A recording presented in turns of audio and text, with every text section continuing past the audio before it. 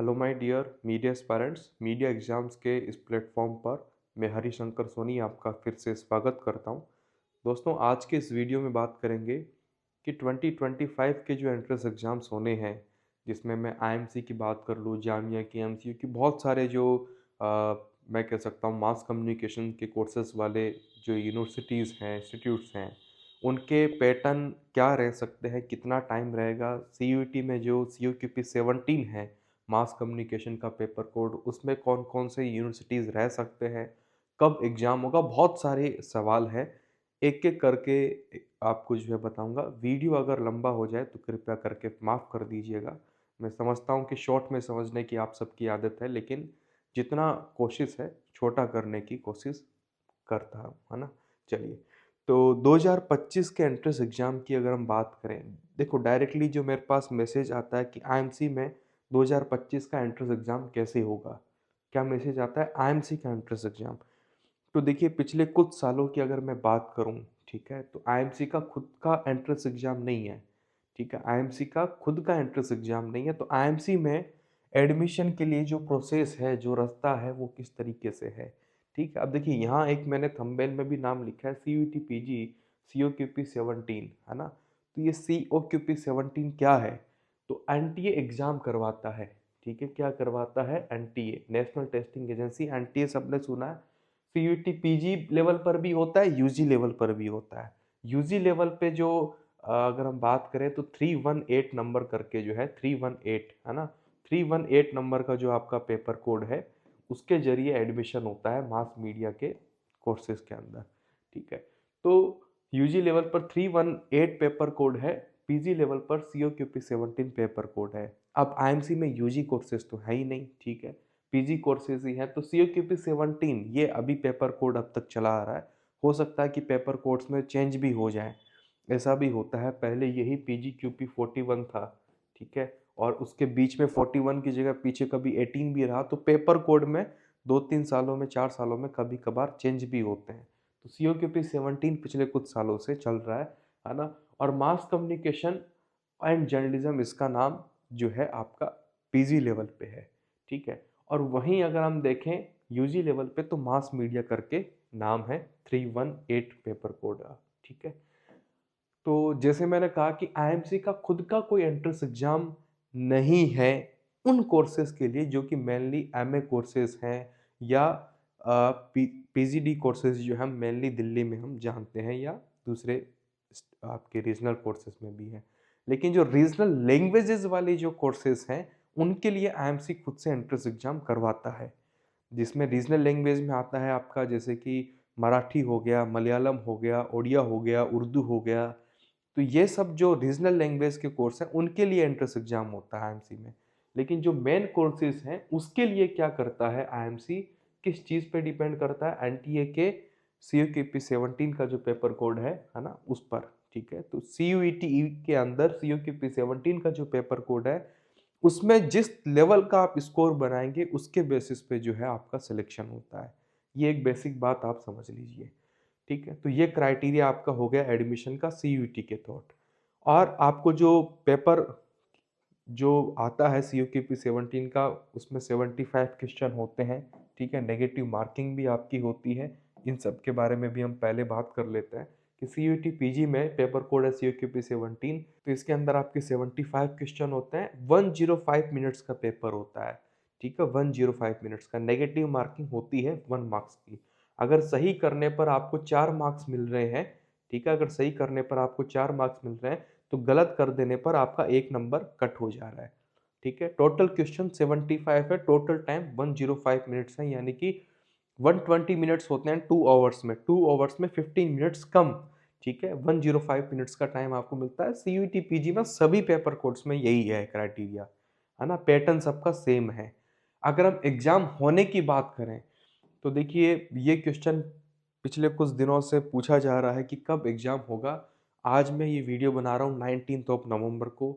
अब तक जो है एनटीए का एग्ज़ाम कैलेंडर रिलीज़ नहीं हुआ है। ठीक है, आप देखिए पिछले साल 14 ऑफ सितंबर को, है ना, कि मुझे जो है 14 सितंबर 2023 को ये पता चल गया था कि 2024 का एंट्रेंस एग्ज़ाम कैसे होगा। अब इस 2024 में सितंबर के बाद अक्टूबर और नवंबर भी जो है आपका जा चुका है।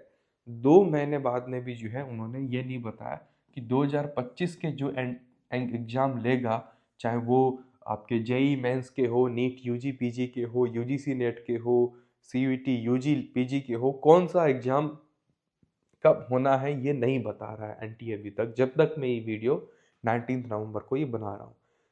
तो अभी आज के डेट में अगर हम बात करें, क्योंकि बहुत डिले हो गया, इसलिए मैं वीडियो को रोक के रखा हुआ था कि यार चलो यार अब तो आ ही जाएगा, अब तो 5 दिन में आ जाएगा, 2 दिन में आ जाएगा, लेकिन नहीं आया।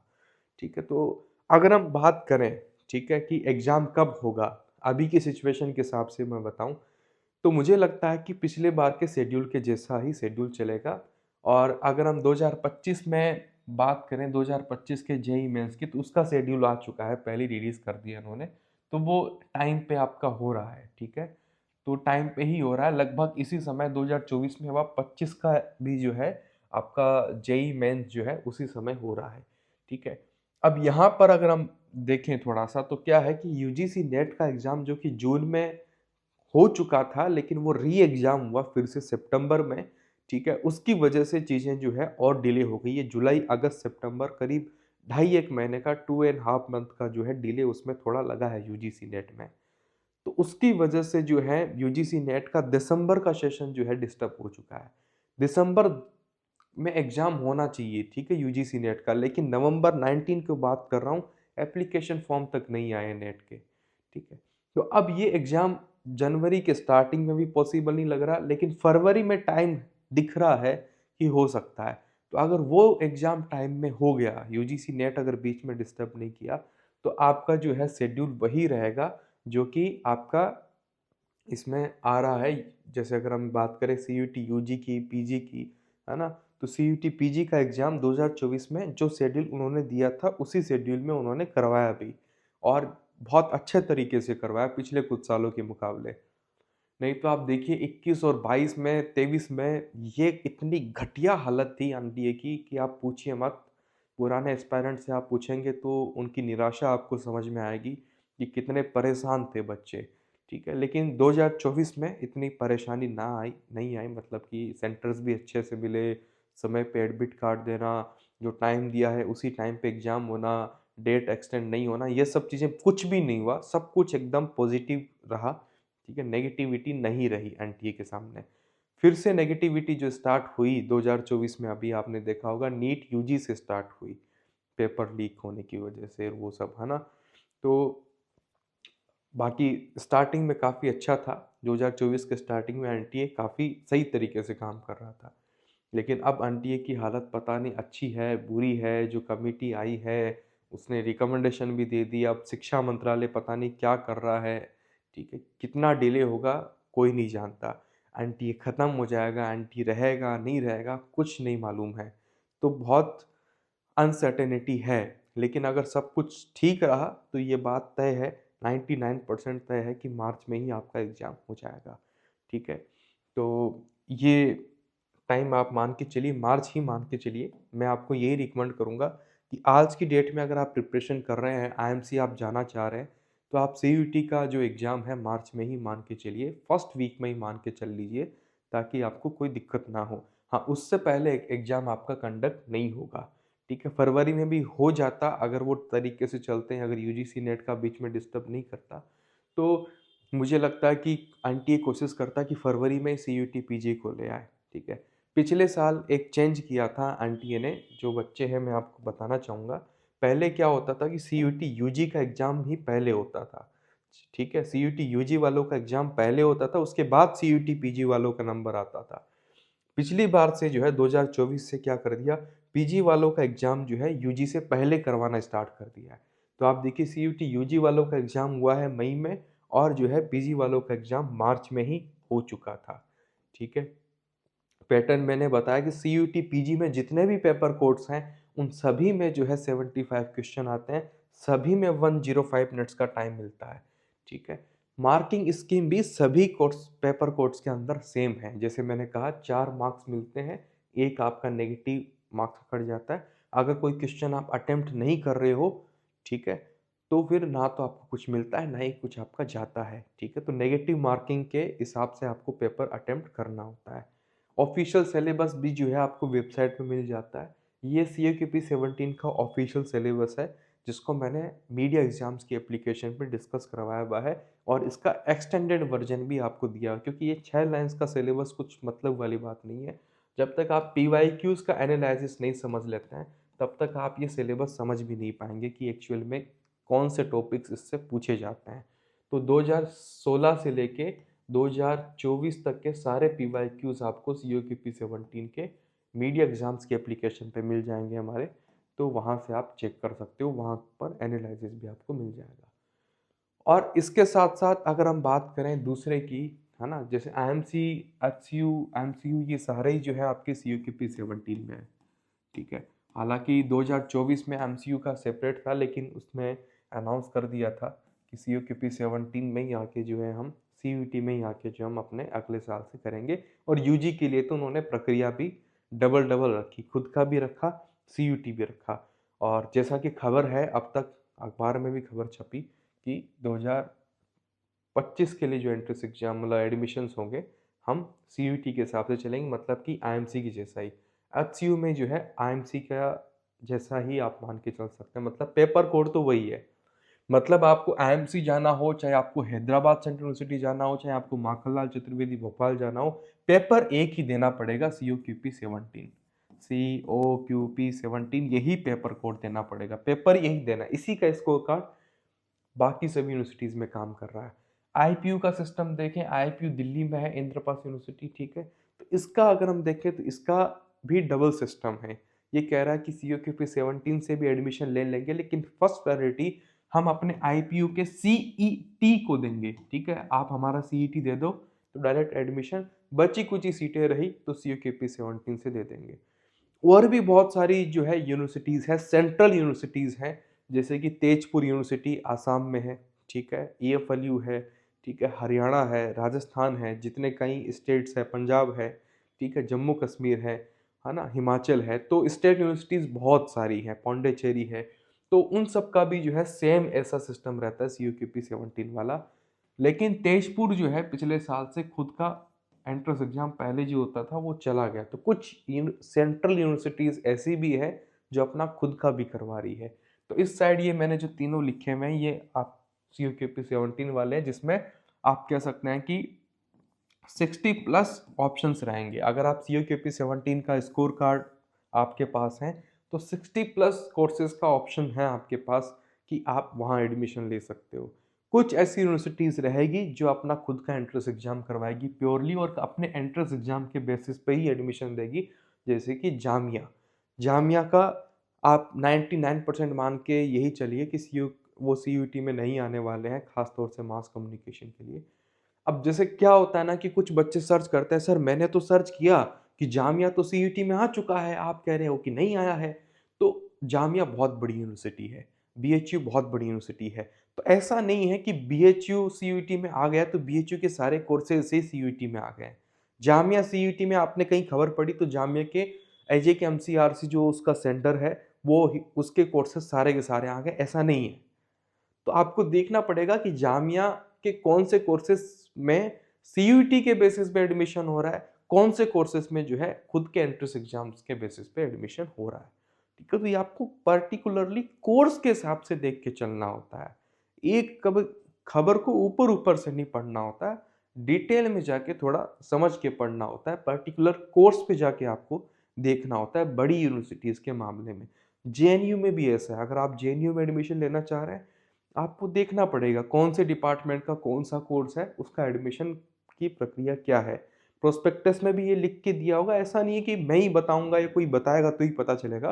प्रोस्पेक्टस में क्राइटेरिया लिखा होता है कि एडमिशन किस बेसिस पे हो रहा है। लिखित में तो देना ही पड़ेगा ना यूनिवर्सिटीज़ को कि हम एडमिशन कैसे करवा रहे हैं। ठीक है, तो पढ़ना होगा आपको, वेबसाइट पे विजिट करना होगा, तब जाके पता चलेगा। तो जैसे मैंने कहा पीवाईक्यूज़ हैं, प्रिपरेशन कोर्स हैं, सब कुछ जो है मीडिया एग्ज़ाम्स की एप्लीकेशन पे आपको मिल जाएगा। प्ले स्टोर, एप्पल स्टोर सभी जगह पे एप्लीकेशन अवेलेबल है। डिस्क्रिप्शन में जो है मैंने आपको लिंक दी हुई है। कंपटीशन की बात करें, देखिए अगर हम आईएमसी का कंपटीशन की बात करें तो हर साल ये बढ़ता जा रहा है। इसमें आप देखिए कि 2020 में कोरोना काल में जब एग्ज़ाम हुआ था, तो घर से एग्ज़ाम करवाने का ऑप्शन दे दिया था। 2029 19 तक से पहले की बात करें, है ना, 2019 से पहले की बात करें, तो इससे पहले तक जितने भी एग्ज़ाम होते थे, वो रिटन एग्ज़ाम होते थे। जैसे जामिया का पैटर्न है, वैसा ही पैटर्न जो है आईएमसी का 2019 तक था। 2020 से जो है ऑब्जेक्टिव मोड में आ गया, खुद का एंट्रेंस एग्जाम कंडक्ट करवाया एनटीए के बेसिस थ्रू, कंपनी के थ्रू। तो 3700 लोगों ने जो है अराउंड 3500 आप कह सकते हैं, 3500 लोगों ने आप कह सकते हैं कि अटेम्प्ट किया एग्जाम को। फिर कुछ नंबर बढ़ा, फिर कुछ नंबर बढ़ा, फिर जैसे ही सीयूईटी के अंदर 2023 में पूरा एकदम कोरोना काल वगैरह सब कुछ समाप्त हो गया, अच्छी खासी रीच हो गई, तो फिर जो है बहुत अच्छा खासा कंपटीशन जो है इंक्रीज हुआ एमसी में, ठीक है। और पिछले साल भी जो है इंक्रीज हुआ है, ठीक है, और इस साल भी जो है इंक्रीज होगा, मतलब डिक्रीज होने का कोई, ये तो मैं अटेम्प्ट के हिसाब से बता रहा हूँ। ये नंबर आपको छोटा यहाँ पे थोड़ा इसलिए दिख रहा है क्योंकि यहाँ पे धीरे-धीरे केप लगती जाती है ना। जैसे यहाँ पर आप देखिए कि यहाँ तो बहुत अच्छा खासा चेंज हुआ है। यहाँ पर मैं कह रहा हूँ कि चेंज नहीं हुआ है इतना कुछ। वो इसलिए है क्योंकि पिछले साल आप मतलब यहाँ पर आप 20 एग्ज़ाम दे सकते थे इस साल 2023 में। 24 में ऐसा नहीं है, 24 में लिमिट बाँध दी कि आप इतने ही एग्ज़ाम दे सकते हैं। अब 2025 के लिए देखते हैं कितना आता है कि 4 एग्ज़ाम दे सकते हैं कि 5 दे सकते हैं। पहले क्या होता था कि सबका ही लोग डाल देते थे कि हाँ, इसका भी देना है, उसका भी देना है। तो 20 एग्ज़ाम के लिए जो है फिर वो पूरा अलॉटमेंट होता था, तो एनटीए को बहुत ज़्यादा दिक्कत होती थी एग्ज़ाम करवाने के चक्कर में। इस बार आपको जो है 3 का तो वो फ्रीली देते हैं, प्लस एक्स्ट्रा उसमें लगेगा, तो जो है आपको एक्स्ट्रा फ़ीस देनी पड़ेगी, तब जाके आप चौथा पेपर कोड सेलेक्ट कर सकते हैं एग्ज़ाम देने के लिए। तो 2025 में पता नहीं क्या चेंज होगा, तो वो तो हम देखेंगे जब एनटीए के एप्लीकेशन फॉर्म आएँगे दिसंबर में, तब हम देखेंगे कि क्या होता है, ठीक है। पिछले साल 2024 में दिसंबर में आए थे, या सॉरी 2023 के दिसंबर में आ गए थे 24 के लिए, अब 25 के लिए 2024 के दिसंबर में आ जाता है कि थोड़ा डिले होता है, वो तो देखने वाली बात रहेगी। आज की डेट में इससे ज़्यादा कुछ नहीं कह सकते। तो यहाँ इसलिए चेंज नहीं हुआ क्योंकि वो कैप लग गई थी, लेकिन कंपटीशन उसके बाद भी इंक्रीज हुआ, ठीक है। अब आप देखेंगे कि सर यहाँ पे तो कंपटीशन थोड़ा अलग दिख रहा है, तो लगभग लेवल का ही कंपटीशन है। पहले पार्ट ए, पार्ट बी का भी सिस्टम था, अब पेपर केवल 300 मार्क्स का हो गया है।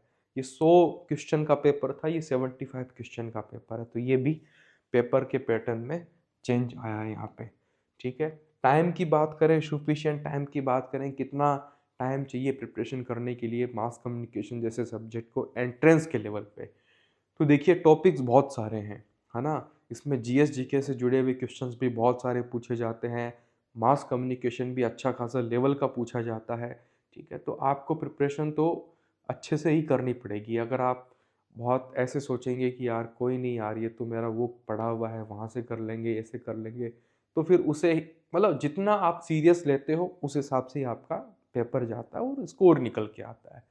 कंपटीशन अच्छा खासा है। आप देखिए कि अगर ये 175 ओवरऑल एक आप कह सकते हैं कि एवरेज कट ऑफ है, ठीक है। तो average cut off in the sense कि जो 175 से ऊपर ला रहा है वो एक अच्छी कैटेगरी में आ रहा है, उसका लगभग एडमिशन हो रहा है। एडमिशन होने से मतलब ये नहीं है कि फर्स्ट लिस्ट में ही उसका नाम आ जा रहा है, सेकंड लिस्ट में, थर्ड लिस्ट में घूम फिर के उसका एडमिशन हो रहा है, ठीक ठाक जगह पे दिल्ली जैसे कैंपस में हो रहा है, डिमांडेड कोर्स में हो रहा है, ठीक है। अब इससे नीचे है तो आप देखिए कि 140 एक स्कोर है, ठीक है। 140 स्कोर पे 200 से भी ज्यादा बच्चे थे, ठीक है, 200 प्लस भी बच्चे हैं 140 के स्कोर पे, ठीक है। फिर उसमें एज की क्राइटेरिया के बेसिस पे, है ना, जिसकी एज ज़्यादा है उसकी रैंक ऊपर है, ठीक है। अब 200 स्टूडेंट जो हैं 140 नंबर बना के बैठे हैं, तो रैंक तो अलग अलग होगी ना, सबकी रैंक तो सेम नहीं हो सकती, रैंक के बेसिस पे मेनली कट ऑफ होती है वैसे तो वो फिर जो है एज जिसकी ज़्यादा होती है उसकी रैंक हाई निकल के आती, कम एज वालों को कम देते हैं, ठीक है। बाकी जो नहीं जानते उनको बता दूं कि अब तक आईएमसी के PGD courses, PG diploma courses में एज क्राइटेरिया भी रहा है, जनरल के लिए 25, ओबीसी के लिए 28, एससी एसटी के लिए 30 साल का, और जो ईडब्ल्यूएस है उनको कोई रिलैक्सेशन नहीं है, ठीक है। इस बात का भी ध्यान रखना, पीडब्ल्यूडी को भी एज में रिलैक्सेशन नहीं होता है, बाकी जो है आपका रिलैक्सेशन मिल जाता है। तो ये कहानी है, इस बात का भी आप ध्यान रखें। और 3 मंथ्स रहे हैं, अगर हम मान के चले कि 20 नवंबर से अगर हम 5 मार्च को ही एग्ज़ाम मान लें, तो 3 मंथ्स 15 डेज़ का ओवरऑल टाइम है, ओनली जस्ट 15 वीक्स। 15 वीक्स हमारे पास हैं एग्ज़ाम को प्रिपेयर करके प्रैक्टिस करने में।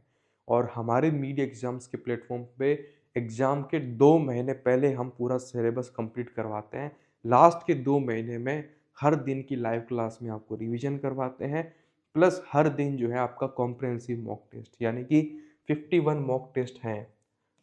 51 प्लस हो सकते हैं, कम तो बिल्कुल नहीं हो सकता CUQP 17 के। ठीक है, तो लास्ट के 2 महीने में क्या करो, हर दिन कॉम्प्रिहेंसिव टेस्ट लगाओ, हर दिन लाइव क्लास में रिवीजन करो। उससे पहले जितना भी कंटेंट है, रिकॉर्डेड लेक्चर्स देखने हैं, पर डे 2-3 लेक्चर आप देखिए, तो इजीली आपके जितने भी टॉपिक्स हैं वो लेक्चर्स में कवर हो गए। नोट्स में हिंदी इंग्लिश दोनों में नोट्स हैं। ठीक है, फिर हर एक टॉपिक का टॉपिक वाइज टेस्ट हैं, 150 से भी ज़्यादा आपके टॉपिक वाइज टेस्ट हैं। तो इतना अगर आपने कर लिया तो कहीं से भी आपका जो है कुछ भी छूट नहीं सकता, कोई टॉपिक नहीं छूट सकता, क्योंकि हर टॉपिक का लेक्चर है, नोट्स हैं, टॉपिक वाइज टेस्ट है, फिर लास्ट के 50 डेज में रिवीजन, प्लस ये जो आपके कॉम्प्रिहेंसिव टेस्ट होते हैं CBT मोड के, जिस तरह से आपका एग्ज़ाम होना है, ठीक है, उसी तरीके से। हालांकि एग्ज़ाम पैटर्न में भी हो सकता है, क्या पता कुछ चेंज कर दे। हाइब्रिड मोड पे करवाने की बातचीत चल रही है कि जैसे कि आप PC में जो है क्वेश्चन देखते रहेंगे और OMR सीट में जो है आप गोले बनाते हुए एग्ज़ाम देंगे। एग्ज़ाम ऑनलाइन ही होगा, कंप्यूटर पे ही होगा। ठीक है, बस जो टिक करना है वो टिक आप OMR सीट पे करेंगे फाइनल एग्ज़ाम में। पेपर आपको जो है PC में ऑनलाइन ही आएगा, मतलब प्रिंट नहीं होगा पेपर कहीं पर भी। पेपर जो है आपको डिजिटली उसी समय प्रोवाइड होगा जिस समय एग्ज़ाम स्टार्ट हो रहा है, तो लीक होने की संभावना भी उसमें नहीं रहेगी। प्लस जो OMR सीट में आप लिखेंगे तो वो कैमरे के सामने होगा, ऑन रिकॉर्ड होगा, और उसी दिन जो है OMR सीटें जो है कहा जा रहा है कि स्कैन हो जाएगी, तो तुरंत जो है आपका वो धांधली वाला भी काम नहीं बचेगा। ठीक है, तो कुछ ऐसे प्रयोग जो हैं किए जा सकते हैं। कमिटी की देखो क्या सिफारिशें निकल के आती है, ठीक है, वो देखने वाली बात होगी। समय के साथ पता चलेगा कि पेपर के मोड में क्या-क्या चेंजेस हैं, क्या-क्या जो भी बदलाव होंगे, आई होप कि सब अच्छे के लिए हो और आप सबके भले के लिए हो। तो जो लोग प्रिपरेशन करना चाहते हैं IMC की, एंट्रेंस एग्ज़ाम्स की, तो वो आप मीडिया एग्ज़ाम्स की एप्लीकेशन डाउनलोड कीजिए, लिंक डिस्क्रिप्शन में है। जैसा मैंने कहा, पूरा डेडिकेटेड कोर्स है। किसी तरह की कोई कमी हो तो एग्ज़ाम से 2 महीने पहले आप बता सकते हैं कि सर ये चीज़ कंप्लीट नहीं हुई, आपको एकदम डन मिलेगी। तो मिलते हैं अगले किसी लेक्चर में। और मैं आपसे रिक्वेस्ट करना चाहूँगा कि अगर आपने चैनल को सब्सक्राइब नहीं किया है तो प्लीज़ कीजिए, ताकि अगली बार हम आपको जो है सही समय पे मिल सकें और आपके साथ हम जुड़े रहें, और आपके सपोर्ट की हमें बहुत ज़रूरत है। तो फिलहाल इस वीडियो में इतना ही। Thank you very much, all the best.